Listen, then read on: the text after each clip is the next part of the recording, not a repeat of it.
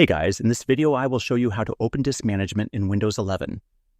Alright, let's begin. To open disk management in Windows 11, there are several quick methods you can use depending on your preference. So in order to open disk management in Windows 11, you have to follow these steps. The easiest way is to right-click on the Start button or press Windows plus EX on your keyboard.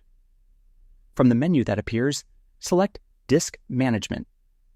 This will immediately open the Disk Management tool where you can view all your drives, partitions, and storage devices. Another way is by using the Run command.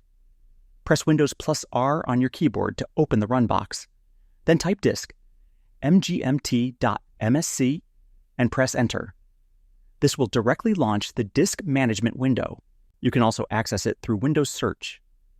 Click on the search icon on the taskbar, type Disk Management, and then select Create and Format Hard Disk Partitions from the results. This option leads to the same tool. Once you have Disk Management open, you can perform tasks such as creating, deleting, resizing, or formatting partitions, as well as changing drive letters and viewing disk health information. It's a built-in Windows utility that gives you complete control over your storage devices.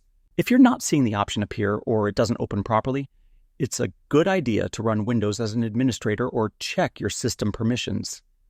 And that's it. So that's basically how you can open disk management in Windows 11. And that's it for this video. If you found this helpful, consider subscribing and giving this a big thumbs up. Thanks.